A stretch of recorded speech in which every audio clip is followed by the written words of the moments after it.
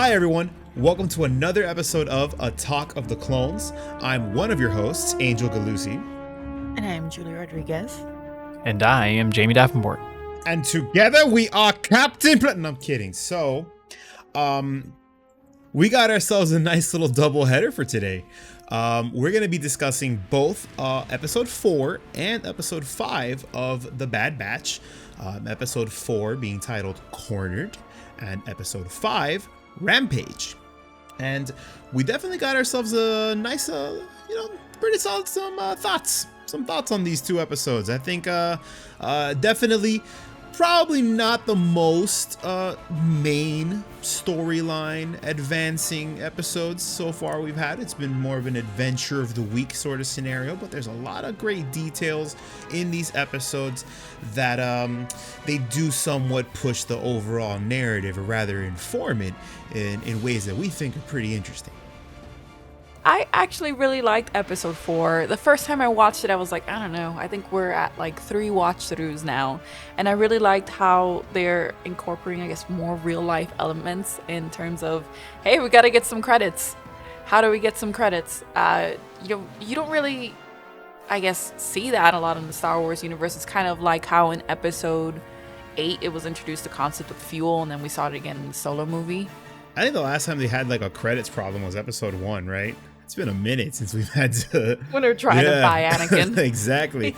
Yeah. It was like this, they're trying to buy Anakin, and then they got their parts all messed up and trying to fix the ship. What a movie, huh? What a movie. I don't know how it didn't win all those Oscars.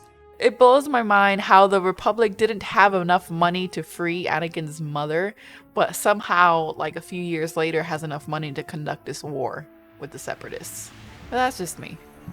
Listen. They just didn't want to release her. Yeah. Come on. We do not free the moms in Star Wars. Got it. Exactly. Hey, listen. Come on. What? Money for slaves? What? No. Military industrial complex. All right. Blank check, baby. There we go. Yeah, we don't want those regular slaves. We want the slaves that we make out of We want clones. generational slaves? Yeah. Oh, well. Because they We need fresh slaves that are Generational. genetically engineered to be, to just be incredibly submissive and obey no matter what.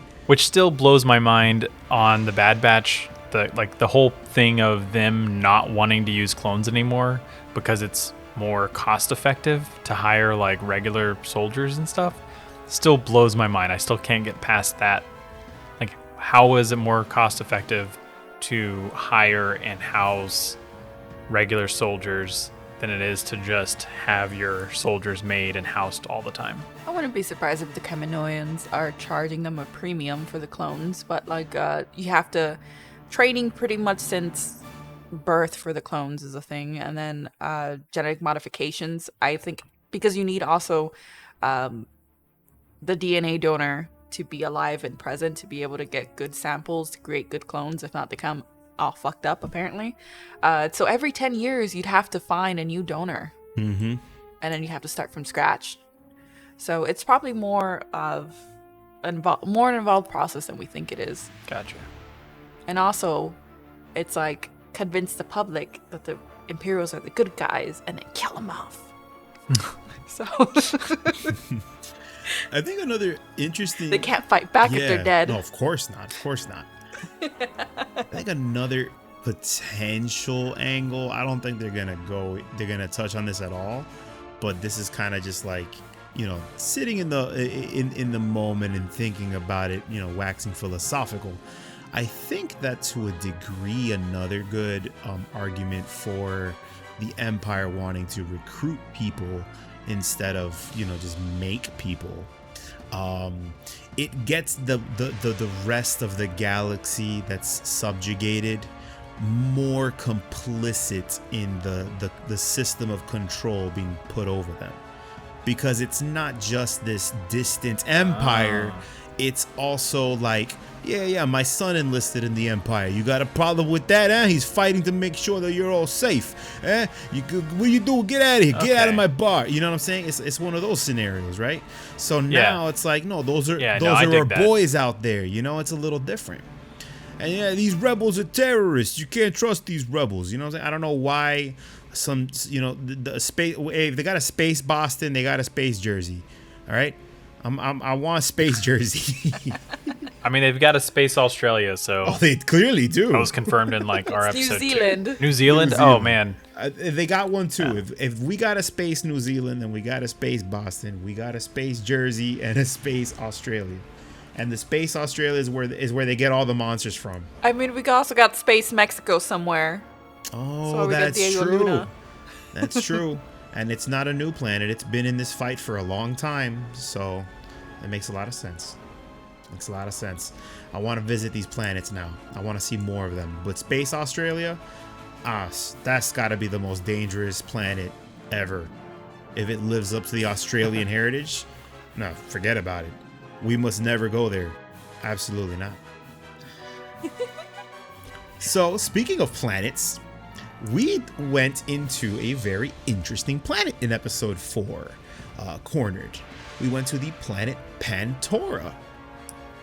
Pandora is new to my understanding. I don't think I've ever seen it in any other point in the Star Wars lore. So I think this is our first introduction to Pandora. Please correct me if I'm wrong. So we were introduced to Pantorans in episode 1. That's the one that George Lucas and his family had a cameo. There I am, being wrong. Aggressively. As the Blue Pantorans. But the cool part is Pandora, this was actually created for the Clone Wars. An 8-episode arc called the Dark Disciple storyline. Yeah. And it's a book now that you could go ahead and buy. And I know it's on Kindle Unlimited. But it's basically where Asajj Ventress and Quinlan Vos fall in love. And this is after she's no longer part of the dark side. An acolyte, is that what she was? I believe the appropriate term. But anyway, she's a bounty hunter at this point. And the cool thing about the book is that Quinlan Vos and Asajj Ventress learn how to use elements of both the light side of the Force and the dark side of the Force all together. So I guess it's kind of like the beginnings of a Grey Jedi, essentially. But yeah, so that was cool, and it made me feel a little bit better. I don't want to jump into the next episode yet, but one of my theories was like, we are going to get Asajj Ventress. Or some kind of like, we're going to visit Dathomir in some way. And we didn't, however, knowing that we've kind of used like leftover parts of what was supposed to be a storyline featuring Asajj Ventress, it explains why we had, Omega now has a night sister bow, and why we had a Rancor in episode 5. But let's stick to episode 4 now. Definitely. But so I believe you were the one that had mentioned this, Julie, that this was a reference to the Avatar planet, the Avatar world of Pandora. Was that you or no? Or no, the other way around. No, that was absolutely you. No. Okay. Yeah. So this is clearly a reference to, guys, Pandora is canon. James Cameron is confirmed to be making 14 Star Wars movies now. I have a source. He was. Pandora is Pandora in a galaxy far, far away in a time long ago. I don't know. This is the blue evolution, I guess. It turns from George Lucas to like the long-necked freaks in Pandora. They got the some blue aliens walking around. Everything was very beautiful, colorful, plenty of lights. You know what I'm saying? There weren't any flying dragons that they were plugging into, but I think that would have been too on the nose, personally. I mean, there was a flying dragon in episode 5. So what's going to happen is the Empire is going to come in, eliminate everything on Pantora, and then it's going to become Pandora. Exactly. After thousands of years. Is that what we're going with? Where does the Space Pocahontas story come into play, though? Because that's kind of what that movie was all about. It's just Pocahontas in space, guys. So, if you want to watch one of them. Now they are. They're all Disney I properties, believe Disney owns Avatar. I'm going to be owned by Disney pretty soon. You already are. With as much money as I've thrown at Star Wars, yeah, I guess they do they own a specific chunk of me. Yeah, they've got a solid investment in there. But anyway, let's go into who we saw. We ran into our good old pal Fennec Shand in episode 4. And Fennec Shand is a bounty hunter. We've also seen her in The Mandalorian. She is the lovely, mechanically, enhanced bounty hunter who was just running around with Boba Fett, singing show tunes, doing what they do best. You know what I'm saying? That's what they were up to. And this is her first in-universe appearance, I guess. I know she was introduced in The Mandalorian, but this takes place about 30 years before The Mandalorian. So this is her first foray really into bounty hunting. And she's working for someone, and we have no idea who it is. Is it Palpatine? Is it Nala Se? Is it someone else? I don't know. But she is the reason why I fully believe that we're going to have Boba Fett at some point in this series, because it would make much more sense that Boba Fett owes her in some way, and we know that he does not like feeling in debt to anyone, so that's why he finds this bitch in the sand and fixes her up instead of just like some random hoe. And he was like, here's some electronics, now live. Very good point. I mean, I think honestly, given this is like the second soft nod to a potential Boba entrance. I think it was in episode 3 where they mentioned, they talked about the DNA running out for making more clones, and now we have Fennec Shand appearing, so we're getting some like ancillary Boba Fett nods, right? Because we already know as a fan base we're primed to associate Fennec Shand with Boba because of Mandalorian. It's the most recent thing in our heads. So I think, and with the Book of Boba Fett coming up, it would make sense. Exactly. We got Book of Boba Fett coming down the pipeline. So I personally think it's a great opportunity to bring in a young Boba. I wonder if Fennec Shand's older than Boba. I mean, she clearly moisturizes just like a homegrown. The Clone Wars takes place. What was her name? The Clone Wars takes place over 3 years. The Mandalorian. And he's a child in episode 2. That's true. So that's true. I'm like... No, you're right.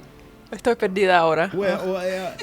So I think Fennec Shand's older than Boba. If only 3 years have passed since Jango Fett has died, during Clone Wars, we saw him kind of like being taken under the wind by other bounty hunters. So it'd be interesting if actually Fennec Shand takes him under her wing essentially for a little bit, and then he becomes more of a seasoned bounty hunter like that way. That would be an interesting kind of like twist to their story. That's not bad.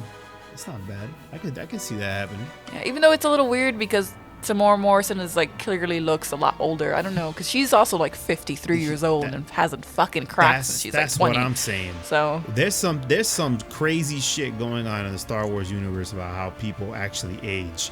we got Fennec Shand over here. To be fair, he wasn't a Sarlacc pit, so we could blame it a little bit on that. That's what I'm thinking it is. It's the sand vagina. It didn't do wonders for his skin.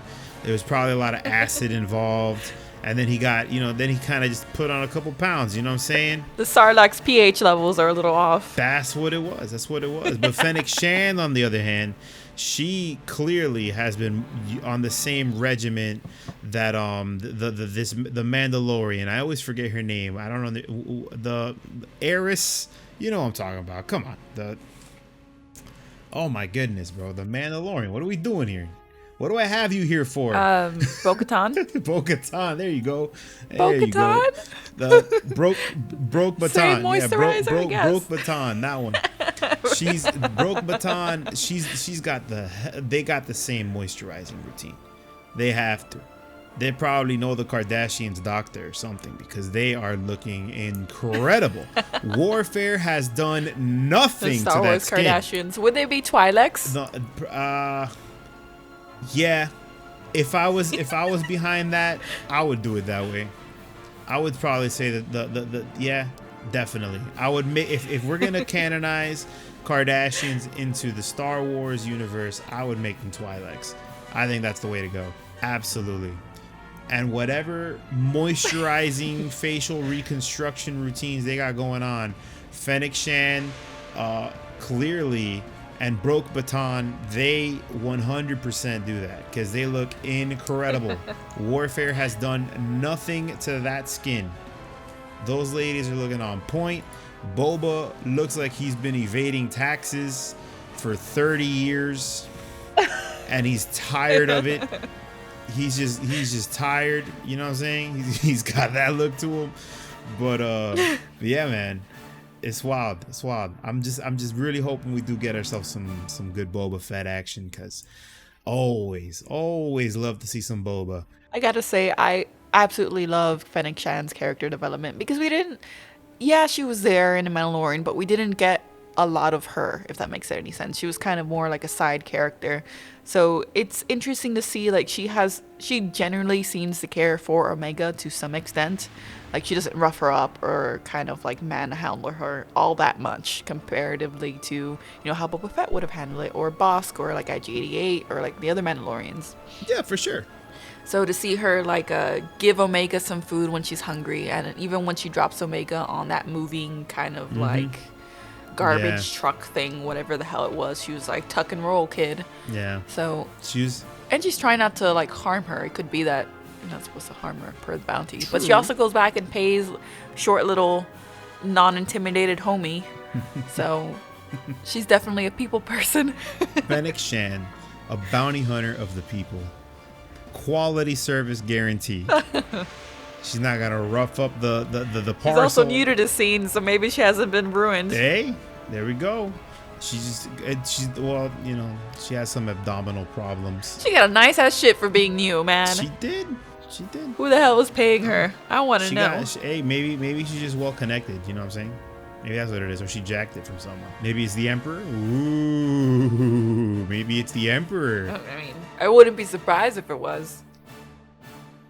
Yeah. I'm telling you, because here's the thing, because this bounty hunter angle is an interesting one, right? Obviously, this episode is more of it's more of just a space adventure type episode. You know, we see the boys and all their. It was setting them up to become mercenaries in episode 5. Exactly. Really. Yeah. And I'm not gonna lie to you, Echo as like him leading the droids, that I loved every second of that. Echo. That was so entertaining, dude. When they make him pretend to be a droid, and then when he's sticks out the gun at the protocol droid, bro, I'm sorry, I loved it. I loved it. He's like the exhausted mother. Like, he's always getting stuck in these situations and like wants nothing to do with anything, constantly grumpy. I love Echo so much. It was great, man. And he looks fucking cool. He does, man. He looks great. I can't wait for this guy to be be given a Buster Blaster for an arm. You know what I'm saying? He's gonna be the new Mega Man, guaranteed. I'm looking forward to it. But I love that scene. I thought it was wonderful. The scene with him and Omega and the little doll is the reason why I bought the little wooden doll. Jyn Erso's like little Stormy, I think is what it's called in the books. Mm-hmm. Yeah. I was just like, oh my god, what if they sell exactly like one like the clone trooper? And I saw that one, I was like, I have to buy it. But I felt like I was seeing things. So the first time I saw the episode, I thought it was like it had blue stripes on it like a 501st clone trooper. And I was like, oh, that's really cool. And I wrote it down and I watched it again, and the same thing. I'm like, it's blue. And then I went and watched it again earlier today, kind of do a recap before, we did this podcast. And it's red now. Like, it has a red tint. And I feel like I'm going fucking crazy. So I went on Tumblr, and sure enough, they did a little bit of change there. So they did some, like, post-editing after initial release. And I feel like I'm going insane. Well, I'll be damned. So that means they're changing the episodes because they know that I guessed that Palpy claps, and they want to change it now retroactively. Jamie, you're gonna have to take the wheel here because I'm gonna get heated. No, I'm just like I'm like, why would they change it from blue to red? Like, what is the? I mean, they've been subtly changing colors, right? Especially because of the whole whitewashing issues. So it's just interesting that like they would make a small change like that to like, what does the red and blue indicate? Well, red would be Coruscant, which would be the troopers of the people, and then blue is just the 501st. Remember, so like, they changed it to red. We've lost the coloring on all the troopers except for the Coruscant Guard, which is still red, and you could see them on Camino as we saw a few episodes ago. Right. But everyone else is just, all white, except for the baddies, which are black, because they got that main character thing going on. Yup. I didn't even think about that. That's why you see, Jamie. That's why we got the Jedi archives here. The archives are not incomplete. They are I very just thought it complete. was like, I love it. I'm telling you. She's like my I personal. thought it was just Echo being like, this is what I used to Uh-huh. look like. Look at this little thing. I don't know. It was adorable. is It's just adorable, that whole man. dad batch Yes, thing going dude. on. I know it's supposed to be the bargain batch this episode, the but bargain batch. Well, that was your pun. Oh, yes, my that is God. our surprise, Yes, our pun of the week. bargain batch. I love it. We're I the love bargain it. batch.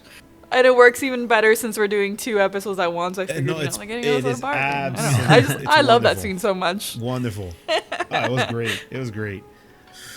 That's probably my favorite scene out of the two episodes was whenever he went in as the droid, and it's also so like skeezy, right? Yeah. Like they're like, oh no, we're totally gonna lie to this guy. Like we're gonna try to be good, and then they're bad. Well, I mean, you know. I mean, they gotta do what you gotta do. Yeah. Hay que inventar, mi gente. Yeah, the Cuando no hay guy was a dinero. dick enough, so That's how it Yeah. is, man. Hey, they got it. Yeah. They barter. he deserved it. It's, And we had you know. the wonderful introduction of Clink. Exactly. He's got all the hands. Echo's only got one. Mhm. There you go. But yeah, man, I think And then speaking of droids, Gonki being so useful, carrying around the tools. Loved oh, it. So cute. Loved Just- it. My heart can hardly handle it. we need, and I hope someone down the line does this. Just give us like a Wall-E-esque Star Wars movie with a droid, where we just follow the droid. I'm giving you guys free game out there. If there's a single person writing screenplays, Aren't they releasing a series of animated series of droids? I didn't ask for no damn animated Oh, series. Give me a perdóname. movie. Give the people not A you. I'm Pixar-style talking to movie. Lucasfilm. I would never speak to you like that. Never. I'm speaking to Lucasfilm, who's at this point defying my claims that Palpy claps. And I know it to be true, and they know it to be true as well. They're hiding it. They're retroactively changing colors so that Palpy doesn't clap. But trust me, people, I promise you, Palpy claps. Moving forward, they got to give us a Wall-E movie. I'm looking forward to that animated one, though, because you are right. They did announce that, correct? It's like an animated series with droids. I And don't know love if it's them. I don't know about 2D you. or 3D, but I want it. It doesn't matter. I want it too. Oh, I'm on board. I'm on board for almost anything Star Wars. I'm telling you, I'm a mindless slave to this Star Wars stuff. I love it. Love it, love it, love it. And I would love that 100%. I think the droids are something that's such a constant, ever-present thing in Star Wars. And they're always off to the side. But, you know, I feel like it would be really awesome to have a movie where the droids are front and center, you know? And in the original Star Wars, what kicked off the movie, if not, you know, obviously the main scene with the Imperial Star Destroyer coming over to, you know, give Princess Leia the business, but we're following the droids. We're following C-3PO and R2 for a solid chunk there, and they are the ones that are carrying the MacGuffin, you know, and the droids are leading us, and it's pretty early in the movie, right? So I think a nice, good old Wall-E type movie, you know, with we're a little droid that could scenario or something like that. You know what I'm saying? It'd be great, man. It'd be awesome. I'd be down for it. Oh, fuck 100%. yeah. I have to say, if they suddenly have a Clink droid at the Batu droid building station, I will take my ass back to Disney and I'm going to build one. His name is Pinch because he got fingers. I got an interesting little tidbit for you guys. Oh? Now, I kind of want to bring it up now because it's fresh in my mind, but I don't know if we want to transition into episode 5 just yet. So if you have any more takes, I think we've covered everything in episode 4. Yeah, I think you just transitioned into It episode was a 5, my perfect friend. transition. I can't complain. so there's one scene. Let me transition for you guys. You ready? It's you transition as well as the end of Rogue One to the beginning of episode 4. Oh, you the hallway scene. give me too That's how it much was. credit. Don't flatter me like that. I'm gonna start blushing over here. So, let me tell you, episode 4, we have a pivotal scene, and it's kind of sneaky, but it's something that I've been noticing, right? Episode 5? No, episode 4, and it connects to episode 5, right? Okay, mamo. No, I got you. So, in Cornered, there's a scene where, obviously, where we have Omega running through that tunnel, and it's a standoff between Fennec Shand, right, and what was his name, Destructor and Destructor, right, Wrecker, Crusher, Smasher, that guy. You know what I'm talking about, the Hulk. So Fennec Shand and the Hulk are about to go. They're gonna go at it with each other. It's okay, we can say that, Jamie. Don't worry about it. They own both of them. Disney owns both of them. So we have that show off. That little standoff there go down, and what happens? Fennec Shand obviously mops the floor with this guy, uses his own weight against him, right? Super slick move. But why am I bringing up such a small scene that seems inconsequential? Well, in that scene, he got hit in the head. The inhibitor chip. And we already talked about this last time, about that inhibitor chip scenario where he's getting headaches. Episode 5, he's still getting headaches. So guys, you tell me, are we gonna get a Destructor scene where his inhibitor chip goes wonky, right? Are we gonna get that down the road? Because I think we are. I think they're subtly, giving us that. Or is Wrecker just a football player who's overly concussed from getting his head hit so many times? Because I think it's inhibitor chip. Because the baby Rancor, Moochie, our new God Emperor Queen, our new Empress Queen Moochie, she was smashing that dude's face in, right? She got a good amount of clean hits on him in the end of episode 5.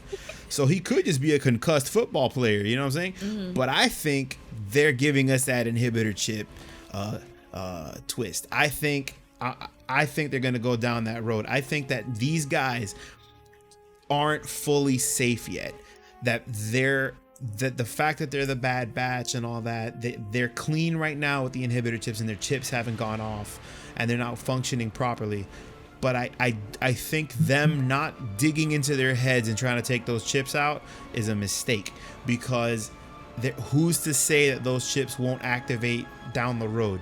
Mm-hmm. And they were just temporarily malfunctioning. And I think that Wrecker might actually end up, I think that he had that headache in episode 3, right?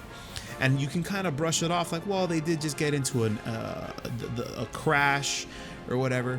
But now Star Wars is way too on the nose for it to not mean something. It's what I'm telling you. He's having headaches again, and this was before he got his face crushed by Fennec Shand, and then again by Queen Moochie just destroying his face multiple times, because she got a lot of clean blows on him. So he was showing those signs of the headaches before that. So I'm thinking maybe Wrecker here might be in that scenario. You know what I'm saying? We might get a Destructor reveal here. I'm so excited you brought this up, because I actually have notes on this, because I have theories.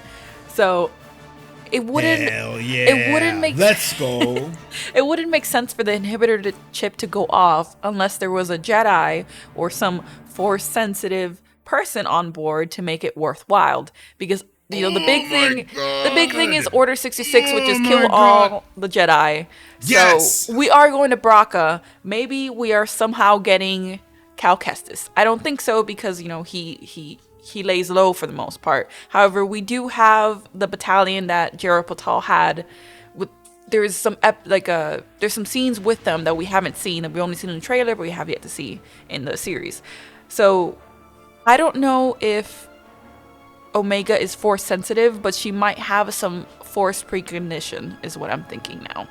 Because she's able to kind of know things without actually knowing things. And that was another thing that was also kind of introduced in I forget the name of the game now. Fallen Order, yeah. The Fallen Order, yes. Okay. So I think that. And then also, when I first saw the Return of the King scene, when we got Rex walking around with the Bad Batch on that planet, I thought, okay, so they're returning back to where the Venator crashed on that one moon that I don't think it has a name yet. I don't even know what the name of the Venator that they were on, because it wasn't the one that they used Anakin typically uses. But anyways, doesn't matter. Anyways, I thought the reason why they were there's two reasons why I would think they would return to a Venator starship to kind of like go through it. One is because Rex was able to have his inhibitor chip successfully removed, so maybe he is taking them there because their inhibitor chips are activating, and that one in particular, Rex knows how to do it now. Or two, kind of like in, I think it's episode 9, where they go to a fallen starship and they find a holocron, a Jedi holocron, or a Sith holocron, one of those two. So what if they actually find a Jedi hiding out in there? Or something of that nature. And then that triggers it off or whatever. Those are my theories. I mean, look, I'm all for that, but I think the more powerful approach is to have Omega trigger it. Oh, absolutely. We have to have some kind of Jedi at this point. It doesn't make sense otherwise. It's Star Wars, baby. Look, I know there's a lot of fans out there. They want Star Wars to not be about the Force all the time. I'm one of them. I like a nice, solid Star Wars story that isn't Force and Jedi focused. You know what I'm saying? Because there's a lot of good stuff out there and a lot of interesting stories you can tell in this universe. No doubt about it. But there's the clones are too intertwined with the Jedi for it to not have that overlap. Exactly. Yeah, they're too close to it, they're too close to that business. And I think if you're telling a story primarily about the clones, specifically clones, how do these survivors of the Clone Wars who retain agency, how they reintegrate into society, and in a society that's in flux, right, that's radically changing around them, where everyone now is going to be put under a system of control as they've gained their freedom, right? You can't, like, it's part of their legacy of the clones to be intertwined with a Jedi. Like you said, it's too intertwined with the story of what it is to be a clone, because the Clone Wars were fought by the Republic with the Jedi at the lead. Yeah. And they were led by the Jedi, right? So I do think it's just one of those things. The Force sensitives, with the clones, it's just they go hand in hand. And the fact that those inhibitor chips were meant specifically to go after Jedi, like a homing beacon, like it's just like boom, they see a Jedi, all they see is red, kill, That was their failsafe, essentially. You can't not... Exactly, yeah. You can't not address that and explore that. And honestly, I think there's still so much you can explore in that, with some really good storytelling to be told through that. So yeah, no, I think you're onto something there. 100%. I'm on board with that. Ooh, that's a good take. That's a spicy one. I thank you. I'm very proud of it.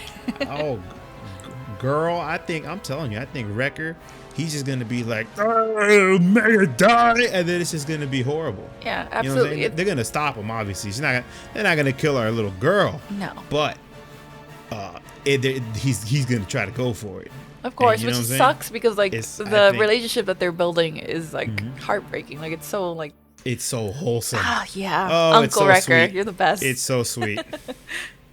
I'm telling you, dude. I'm telling you, you'll love it. So, episode 5, we saw we finally got to see what a sugar glider looks like in the Star Wars universe. It was a lot bigger than the ones we have. The main slaver kind of looked like that guy from Ice Age, the one with the bad eye and the bandana.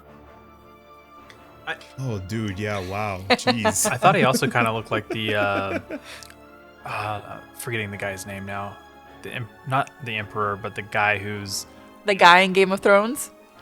Well, yeah, Beric Dondarrion, very kind of looked like him too. Sorry. Yeah. Well, you were saying Jaime? There's a it doesn't matter. I can't remember who the character is. Oh, I'm just gonna cut that out. Remember now.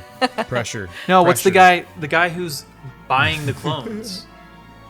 Watto? The general. No. Wait, who was buying the clones? I can't think of anything right The dude that buys the clothes. Is it the spider? No, he works for the Empire. Admiral Tarkin? Yes, Admiral Tarkin. El Viejo. Ah, man. there you go. Tarkin. Governor now. He's still governor, because of right? the hair. He's still Got it. governor. Got I it. don't know. I thought they looked. Oh, he's still governor? Okay. I Yeah. guess it's... No, he does. He does. Huh. Yeah. I'm pretty sure he's still a governor. He's tall as fuck, too. Governor Tarkin. They manhandled You know my what his boys first this name is? episode. Mm-mm. So is Moochie the Yeah. is that the Rancor Our that queen? that Yes. Luke fights?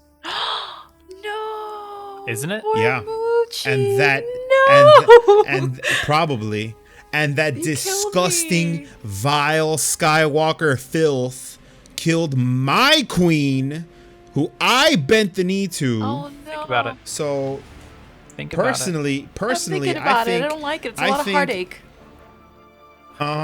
yeah. You still like these Skywalkers? For our You still listeners, think these Skywalkers Moochie are is worth the protecting? Rancor in this Ah. episode. Ruining everything. And at That's the why you have to get behind the palpies. the Palpatines. Destroy the Skywalkers. Now it all makes sense why we should hate Skywalkers. Join the Empire. Join the dark side. They clap. Because it seems like Like they our were fearless leader. they were like Moochie was happy to go back to Jabba. He's a right? baby. He don't know better. She don't know better. But Yeah. she was like happy to go back, Kind of like...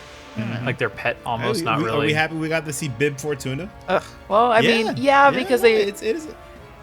yes, because they brought him back only to kill him, you know, It's a for little the baby. prologue of, like, the Book of Boba Fett. But, like, also, like, this is Bib Fortuna before he was fat. Yeah. But I like that they're bringing in mean- Tatooine. Like, you cannot, no matter where we go in the Star Wars universe or what time we're at in the Star Wars universe, we can't seem to escape Tatooine. And it's supposed to be like a backwater planet, which is even more interesting. But Yeah, but I think the reason why Tatooine plays such a role is because I It's mean not the only beginning. because it's the first planet that we visit and it's it's the Garden of Eden of Star Wars in a sense, right? If the Garden of Eden only produced scum and villainy, but the thing about yeah, and Skywalkers, these whiny Skywalkers killing our queen Moochie. You know what? all they care about is hopefully sand it's not- and killing children. Hopefully, it's the worst. I'm telling you. I don't understand why you guys like these Skywalkers so much. The Moochie, where's the Moochie love? Where? Anyway, I'm telling you, Palpy claps and bend the knee to Moochie.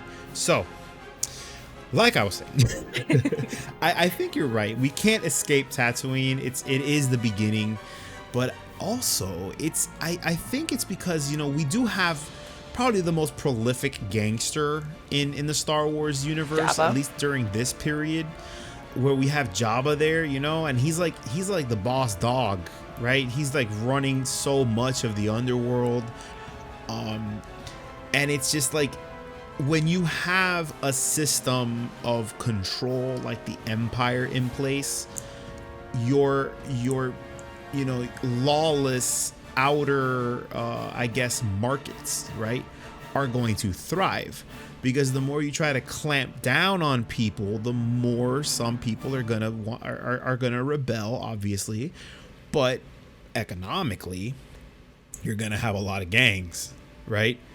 And if they can't be met with force, they're gonna thrive out in the outer rim. So Tatooine's always gonna be a thing. You got that boss dog out there. He's just doing his thing. He's always gonna be connected. He's gonna be connected in one way or another. So speaking of organized crime, here's my So- segue into something I wanted to bring up. 1 year ago, practically last July, Sam Witwer did live streams or interviews or whatever the hell you wanted to call it. Sam Witwer is the voice of Darth Maul, where he confirmed that he was doing voices for the Bad Batch. So could this be we are getting Darth Maul as head of the Concord Dawn, and considering they're mercenaries now, it's perfectly plausible. Or are we getting like Darth Maul after he's stranded on, is it Malincor or whatever the hell he is at, where they found him in Rebels? I don't know. Actually, I'm not too clear. Yeah, because Darth on Maul is the another one of those timeline that aspect of that. we cannot escape from. Like Darth Maul comes Yeah. back in everything essentially. Mhm. So it would be kind of like Yeah, Solo era Darth Maul, head of the Concord of not the Crimson Dawn. Yeah, he's the head of the Concord Grapes Dawn. No, Concord Dawn Yeah, is yeah, a yeah. Mandalorian No planet, doubt. so it's like Crimson Yeah, Dawn. So I get them mixed exactly. up, so I apologize. But yeah, yeah. could we be Hey, getting some you're Darth talking Maul? to the guy who can't remember Baton's name, so don't worry about it. Maybe That's Darth it. Maul is Don't so worry about angry that Palpatine is always getting like one up on him. He's just like, let me go get his daughter. Let me go get his kid. Or this kid is force sensitive. Let me try to once again get another like Padawan or like, whatever acolyte, whatever the Sith version of it is. Because he tried to get a Ahsoka. Yeah. Sorry. Go ahead. I was just gonna say that he's mad that Palpy claps. And he doesn't have a dick anymore because half of his body was chopped off. So It's gone. Exactly. He took everything from him. But here's the thing, right? So I think it was Freddie Prinze Jr. He said it in an interview. He was like comparing Darth Maul to was it the Greek mythological figure Sisyphus? what? I'm gonna have Right? to Google this. I don't know how to. Is it syphilis? Oh, okay. Well, it was syphilis. Yes. Darth Maul is syphilis. You just can't get rid of him. They don't have a cure for syphilis in Star Wars, so that's why he keeps appearing. You took my joke from. God damn it! That's what I was gonna say. Hey, no worries. It's because we're on. It's because we're on the same page. That's what it is. You know what I'm saying? I if I didn't want you to dunk it, I shouldn't have thrown the alley-oop. But. Yeah, it was an interview that he gave where he was talking. Mainly, he was just somewhat criticizing the Star Wars fandom for not understanding Star Wars, like how, or rather, the God. Force, and whatnot. How Filoni and Lucas understand it as. And I think he made some pretty solid points for sure, because I guess he does come from a position where he's closer to the source than I am, right? So I guess that. Ugh. Tell Scooby-Doo he needs to calm down with this holier than thou mentality, all right? Yeah, no, definitely. Look, I think anytime you want to like tell people about something, you got to avoid coming off as the whole holier than thou thing, because that's literally when in an argument, right? That's called an appeal to authority. That's basically what he did. His whole thing was appealing to an authority. He appealed to the authority of Dave Filoni. The problem is that Star Wars is not an actual thing that exists in the real world. So it is art, and art is fundamentally a subjective medium. There's only so much objectivity that you can have in it. People are going to interpret things in different ways, especially something like the Force and Star Wars itself. It's left vague intentionally, and that's why it reaches so many people, right? When George Lucas came up with this system of the Force, he borrowed from a lot of religions throughout the world, and he specifically borrowed common aspects found in various religions around the world. And that's why Star Wars is so effective in connecting with so many people, because it has that familiarity to them based on culturally where they may have been brought up or something like that with regard to religion, right? That's why the Force is vague enough. But with that comes, if you're going to talk about religion, there's a lot of them. And it's because religion is subject to interpretation to many, many people, right? Same thing with the Force, same thing with Star Wars. If you keep it vague enough, you're gonna get a lot of interpretations of it, and it's hard to tell them that they're wrong, right? Because there was nothing too concrete to begin with. Am I making sense? You are. I hope I'm making sense. Okay. I'm not a wild zealot, Still want to tell Freddie Prinze Jr. to shove it, but I think he made good points, and I think it's important to hear people out when it comes to stuff like that, specifically in the Star Wars fandom. I think we all get way too caught up in like what we like so much that we like just like shit on each other a lot. And I don't know, me personally, dude, I like Star Wars a lot. I love me the laser swords, you know what I'm saying? That's my shit. So if you like it too, I'm gonna get along with you. Simple as that. I'm a big Star Wars pacifist now. speaking of horrible toxic fan base, people are really dragging Omega through the fucking mud. Holy crap. Why do they hate They're giving her like the Rey hate treatment, essentially, that she's like a Mary Sue, that she's too perfect, she does it's like everything. She's a kid and she's acting like a kid, especially where like people were angry that she should have known better when it came to Fennec Shand, and it's like she did exactly the same thing like any kid would do. I have literally done that exact thing in my life. Like whenever I was 8 years old, I like went with somebody who You got abducted by bounty hunters? Yeah, that exact same thing. And offer food when you got no credits. Yeah.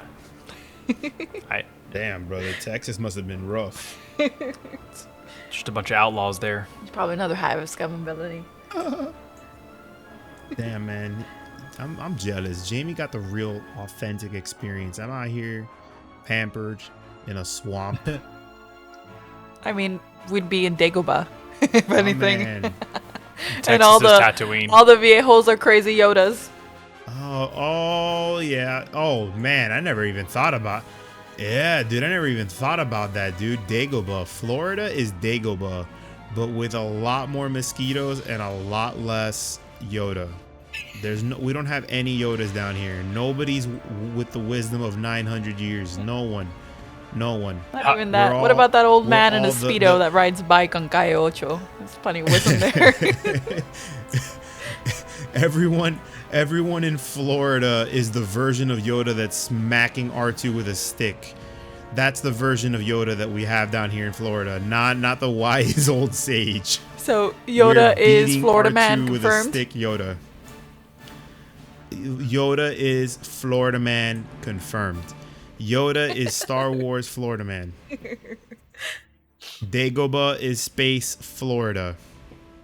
We're collecting them. We're collecting them like Infinity Stones. It's only a matter of time before we get Space Jersey. It's only a matter of time. This is true. Have we covered everything? There's a few things, a few minor things that I wanted to cover before we wrap up. There's a couple more things we could touch on for sure. No, yeah, we got a little more in the tank, no doubt about it. Go ahead. One thing I thought, I love Sid, and I went back to see him like, where the fuck did we get Sid in the Clone Wars? So we didn't. Sid is a completely new character, so we don't even know what fucking Jedi it is that like was the person I guess that contacted him. However, there is a clone trooper helmet in her office. I can't figure out who the fuck it is, but if someone on the internet does, then we know which Jedi was the one that was using Sid for connections. Ooh. That is very observant of you. That is true. Oh yeah, I saw it immediately. Look at that. That's the way to do it. That's the way to do it. And it's in her office, like yes. where they were like having that that discussion towards the end there. It appears twice. So when they first walk into the office, it's behind her, and I guess it's behind her again, like towards the end. But it's there. It looks like it maybe has some black. I guess it's dark, so you can't really tell who that clone trooper helmet belonged to. It's kind of like how in Rebels, Thrawn had the Gree helmet. So it's just one of those things. Right. I'm literally trying to look at it right now. Yeah, I see it. Very observant of you. I can't quite tell. It does look like it's like black. At first I thought I was just like, is that maybe Echo's helmet? Yeah, it looks black. But no. It wouldn't. I was gonna say because that was my first thought too. It looks black though. But I was like, he didn't know who she was, so. Yeah, but like remember they blew him to smithereens, and then his body parts or like his stuff had to go somewhere. Oh, so considering that his helmet was or his face and skull was mostly intact, I'm assuming the helmet was still on. Yeah. So Lord knows what happened to it. Damn, they got some good helmets then. Wear your helmets, kids, please. You just heard this. You can rebuild the rest of you, but just wear your helmet. Well, we can't rebuild the rest of you just yet, But a long wear time your ago in a helmets galaxy anyway, far, please. far away, you could have been. Yeah, we lost the technology. I tried to do a quick dive to see if like any clone has like commander or something has like black on him, but it doesn't seem like it. So we're gonna have to go to the internet for this one. I bet they'll come back at some point. Maybe it's kind of like something unspoken. But Yeah. I'm assuming we're gonna see Sid a lot more, considering she's gonna be their segue into their new gun for hire lifestyle. Yeah, the criminal underworld. Yeah. Mm-hmm. I wonder if we're gonna see more of the guild. Because I mean, they're gonna be on the run. Yeah, that's true. Me, I don't know. I mean, if there's one thing I've learned over the years, is that Filoni and the team, they try to work in the Mandalorians as much as they can. Mm-hmm.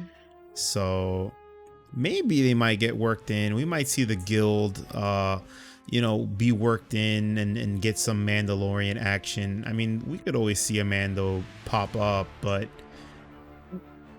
well, the guild is for and the bounty hunters become guild a factor. at the Mandalorian. Yeah, exactly. It's the bounty hunter. It's the bounty hunters guild. No, I know. It's the bounty hunters guild, but in a similar capacity, I feel like they wouldn't give us the bounty hunters guild without shoehorning in a Mandalorian. Yeah. It's just too Boba juicy Fett. not to do. And who's to say? I was just about to say that. Who's to say it wouldn't be Boba Fett? I mean, Fennec also works for the guild as well. You're a quick one, Julie. Let me tell you, you're a quick one. I think we're gonna get Boba. I hope so. Fennec probably works for the guild at this point. I mean, how else would she buy that sick ship?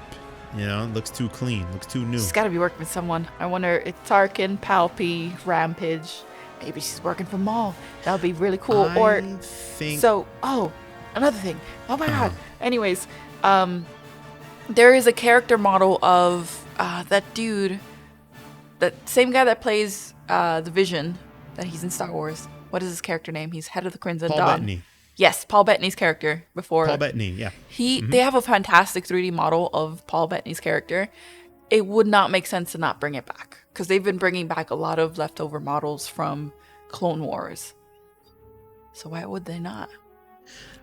I mean, look, if they continue whatever story arcs they had in mind following Solo, I am down.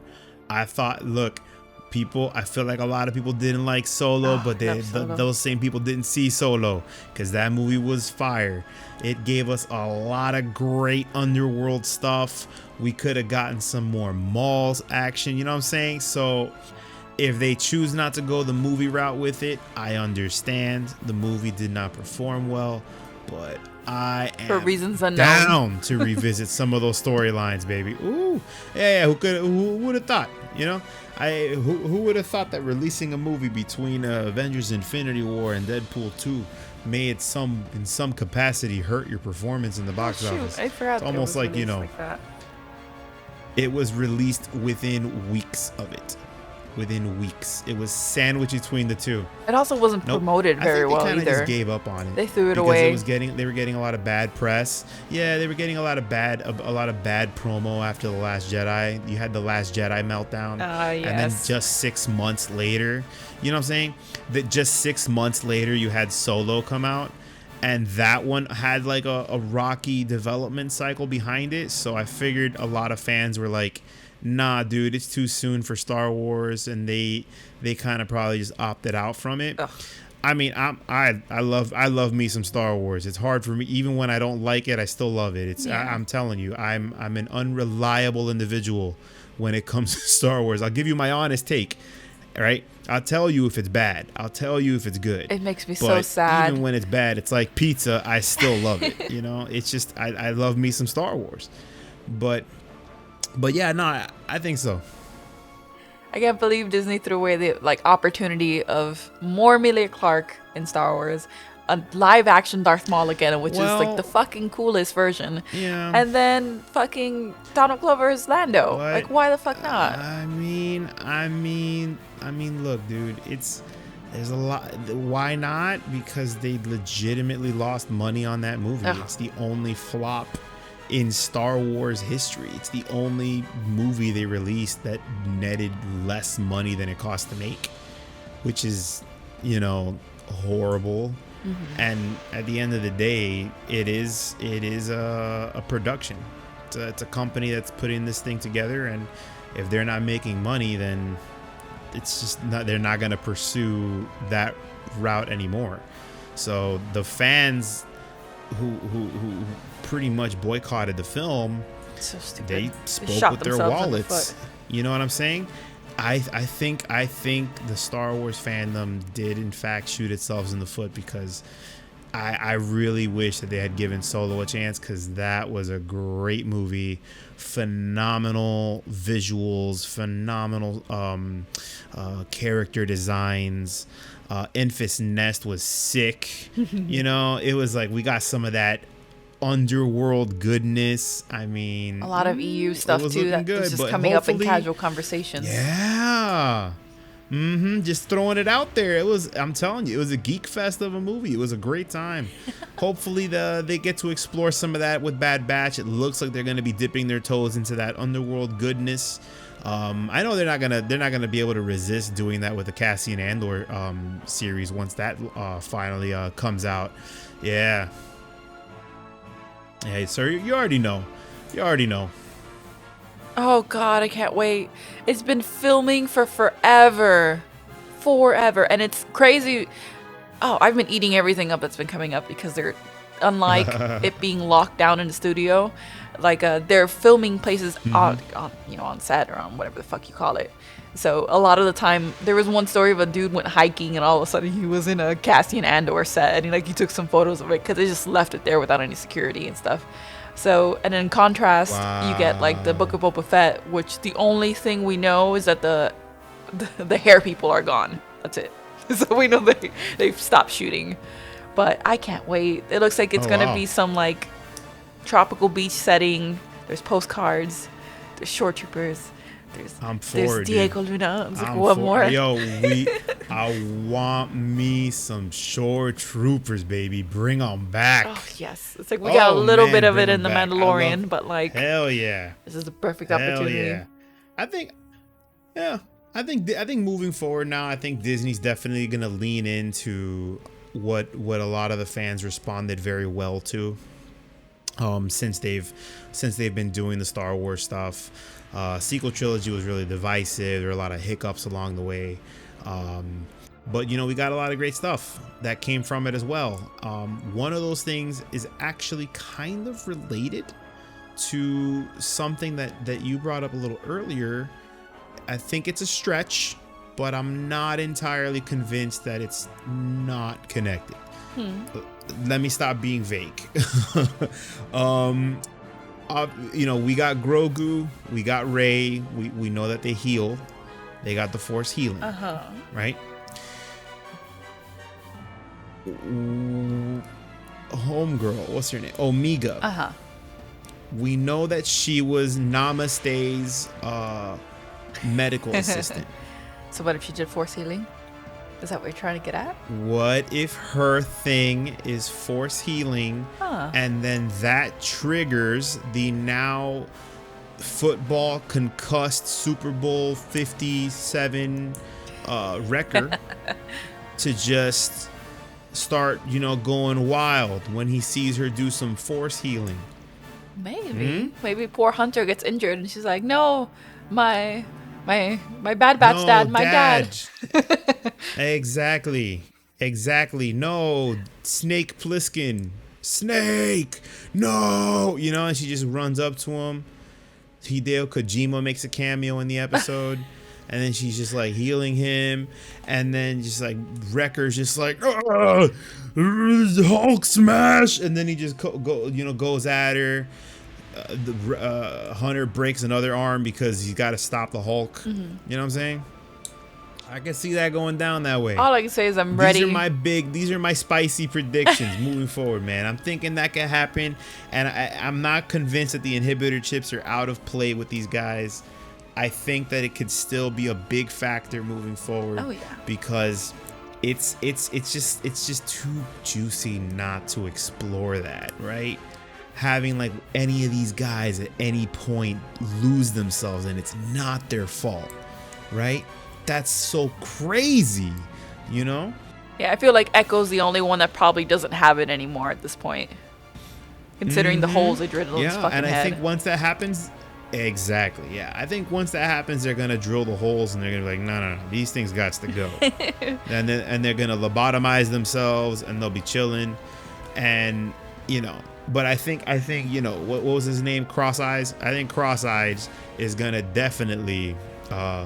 You know, Camino and Uprising. I'm still on that wave. I think Cross Eyes is gonna get a redemption arc because I want some more Task Force 99 so badly. Oh, we're gonna get them. Hopefully sooner than later. I hope like next episode it's all of them, like all episode, because that'd be fucking great. I'm ready for it. We've gone 2 episodes without seeing them. I'm getting antsy. I was actually thinking about that at the end of this episode, about how we haven't seen them for 2 episodes, and I was really hoping for at least one of these 16 episodes to just be them. Well, they did a compilation of scenes that we have not seen yet. More than half of them is Braca, so I think Braca's going to be several episodes, but there is a lot of hallway walking scenes in Camino with these guys, so I'm assuming we're at least going to get 1 or 2 episodes of them just walking in style. Cleanest hospital planet ever. COVID compliant the whole way through. They all wear their masks. Them boys clean. Oh no, they do. You know, so that's a funny thing. They always wear their helmets, but they just like take them off. It's like one of those weird like movie things where they just immediately take their helmets off as soon as they can because you want to see the actor's face. Oh yeah. Right? Or the opposite of it, where like the whole like the whole helmet, like the entire front portion of it is glass, and there's these, you know, lights pointing at their faces that serve absolutely no real purpose for them using it, but for the audience we see the actor's face and it just looks cool, right? But it's kind of one of those things where it's like they're just walking around with the helmets, but they're never really wearing them. Yeah, I gave them a lot of shit like 2 episodes ago when they were on that planet, the Ordo Moon or whatever, where they were wearing just the respirators, and I realized Tech's helmet doesn't seal, so he needs to use a respirator. It's like completely open because he's got his goggles on. So, and then Wrecker wears it kind of like a douchebag way. I think the helmet just on top. Oh yeah. But other than that, yeah. We got to see the hair on Hunter, so he gets a pass. And I think, I don't know, the way Echo's helmet seals is really fucking cool. They showed it a little bit close up in this past episode when they give it back to him after the Sabers take it away. Cool. It's fucking cool. I'm ready for Omega to get her helmet. These last 2 episodes. Oh yeah, she's gonna. You know she's gonna. She already painted her little doll. Oh, it's Omega's so cute. Gonna be part She's of the a squad, bad batcher man. now. She's got a little comm link. Exactly. It's adorable. It's like, guys, please, fan base, please. How can you listen, hate her? I She's so understand cute. She sounds cute. If it's a little childish, I get it. But guys, come on. It's a children's show. We were all there. We were all kids at one point. You know what I'm saying? Let the kids feel like they're part of it. You know. It's exactly. I'm still stupid, you know, and I'm not a kid anymore, and I'm still stupid. But you know, be nice to the kids, right? Let them be part of the Star Wars. It's mainly for them. At the end of the day, we're here to give that experience to them, and we end up growing with it and loving it, and buying nonstop merchandise. You know what I'm saying? Basically, give me all the sell your children's merch soul you have. To Star Wars like I have, so that we can all be in subservience to Muchi, our God Empress Muchi, Rancor Queen of the Outer Rim, You know what I'm saying? I'm gonna start dropping some Daenerys Targaryen titles on her. Watch. I'm gonna turn this into a thing. We're gonna have to, as part of our Poppy Claps merch line, we're gonna have tiny little 3D printed crowns you could have for your Moochie. It'd be great. Yo, oh my God, Moochie with a crown. Get out of here, dude. Oh my God, it needs to happen. Where's our graphics department? Oh wait, I'm the graphics department. God damn. Okay. Never mind. We show some shirts of Moochie in a crown. It'd be so cute. There's no money. There's no money in budget. There's no money in budget. We move on to the next topic. Oh man, I would love it. I would love it. It's funny that we got to see a baby Rancor, guys. How so crazy cute. We is gotta that? fight. They gotta fist fight. Dude, bro, this dude had the audacity to start fist fighting a Rancor. Like, you gotta love it. You gotta love it. Say what you will. It's fun stuff. It is fun stuff. Especially when they get tired in the end and just sleep But like on top of each other. Oh, it's so fucking cute. It was funny. It was funny, man. And then she goes up to it and says, "Oh, it's cute now. Come on, man. Where's your heart?" And then she's riding it That's at the adorable. end the same way that That's the Night Sisters ride the Rancors. Oh, gotta be. Yeah. Oh, speaking of, yeah, we did get those Night Sister nods, right? Yeah, the Rancor, With, so it's not, bow. I guess, yeah, the Rancor and the bow. Yeah, I mean this stuff was originally made for the Asajj Ventress arc, so I don't know, but True. give me some more Mother Talzin, please. I want it. Some Night Brothers. Dude, Let's go see I them. would kill for some Dathomir action. Oh, Same. Speaking of especially Star now Wars the Galaxies, animation looks as love good. Dathomir. Yeah, I know. For real. Loved it. That's a deep cut for all you old heads out there. Star Wars Galaxies was World of Warcraft before World of Warcraft dropped. Not even kidding. Yeah. And it was all Star Wars, and then it became bad, and we all got depressed. So, you know, a typical Star Wars property, I guess. But yeah, it was really great stuff, and I think that if we get some more Dathomir, I'd be very excited, especially since this animation is looking so good. Oh yes. I mean, look, that Pantora chase scene.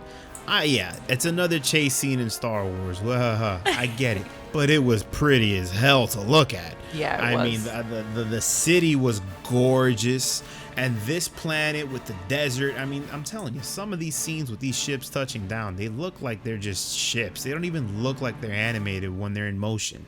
It's just wild how crispy and nice the animation looks without betraying that original artistic style that they went for of having a brushed, colored on look to everything. So it has like this kind of grittiness to it, but it still looks so smooth and fluid. I mean, hey, now that hats off to LucasArts is back, department. They are killing it. Yes, now that LucasArts is back, I hope killing it, that dude. they keep the style of animation and do not do a Disney XD House of Mouse on us, because that was terrible. That was rough. I'll still take it anyway, though. But I'd prefer if I had a choice. I'm going with this one. Yeah. I'm going with this one, definitely. But yeah, gotta love it. Got to love it. So yes, you had it here first, folks. Moochie is going to be killed by Luke Skywalker, the most cruel, evil person in the galaxy. Thank you, Jamie, for seeing into the future and confirming that. For breaking all our hearts. Jamie's hot take. Luke Skywalker is an absolute monster who's irredeemable. Jamie's words, not mine, and mine too. Never mind. No, we're in this together. And what else was it? Oh yes. Wrecker is not a concussed linebacker. He is in fact undergoing some. Well, he's also a concussed linebacker, but he's getting that inhibitor chip action. It's gonna happen. It's gonna go down. I think personally, it's gonna be Omega Force healing. I think that's what's gonna trigger it. It's gonna be crazy. They're gonna lobotomize themselves. You know what I'm saying? Most likely at some point. We want some Star Wars canonical lobotomy going down to make sure our boys are not, inhibited. Just give us some Rex, Buy these please. chips That's all at I've been any waiting given for. Captain Rex, where are you? We love you. We're gonna get them. We're gonna get them. Give me We're some gonna Wolf. get 'em. Give So me do you some think- Gregor. You think if my yeah. Oh yeah, we're gonna get them. We're gonna get them. They can't help themselves. They love giving the fans what they want. Clearly, so I mean, dude, they managed to work Ahsoka into a show called The Mandalorian. They are committed to giving fans food. Clearly, just you know more what I mean. Ahsoka, please. I think we're gonna get them. We're gonna get I am them. hungry. I want to be fed. I got Give me no all worries. the Star Wars stuff, please. It's on the way. It's on the way. We just gotta be patient. We gotta take every bite, savor it as we get it, you know. So definitely, I think if there's one thing I would tell the viewers, jeez. I mean, there's 2 or 3 people. The listeners. I guess if they're closing their eyes and they're imagining this, I promise you, I'm much more handsome than I sound. But if you're listening to this podcast, right? I would advise you to let the episode sink in a little bit. Try to be a little more observant of what you see behind you, because Star Wars, and I firmly do believe this. I think that one of the things that the Lucasfilm since the acquisition probably doesn't get a lot of credit for is how much they try to work in to a scene visually. They really like putting in a lot of visuals that hint at certain things and world build, and I don't think they get enough credit for that. And I think I don't know, I can't speak to their actual thought process over at Lucasfilm, what their actual MO is when it comes to producing these set pieces and whatnot, but I would be inclined to think that they work under the assumption that Star Wars fans are gonna dive into the work and dissect it and try to like really break it down as much as possible, just like the Star Wars fans did for the original trilogy. I think that they make these works with that underlying assumption. And if we've at any point in this episode or any of the other episodes have pointed out to you stuff that you may not have caught watching these episodes, I think that's a testament to that effort that the teams over there, they put into it. Because at this point, guys, the people that are making Star Wars are most likely people who grew up watching Star Wars. You know, it's most likely people like you and me who, you know, they're just very lucky and they get to make the Star Wars now, right? So I would advise you try to dig in a little deeper, because sometimes we watch one of these episodes and a lot of stuff flies right by you. You know what I'm saying? It happens to me constantly. If I didn't have my own Jedi archives over here, Julie, you know, I'd miss out a ton of stuff.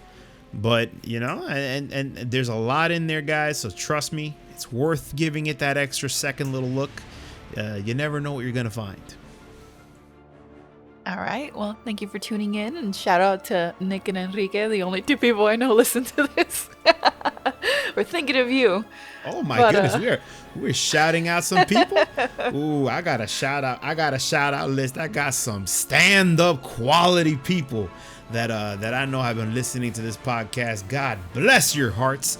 And if you're an atheist, may the force be with you, I guess. Because I don't know what else I would say to that. You know what I'm saying? But hey, man, may the force be with all of you. You know what I'm saying? Because it's a good time.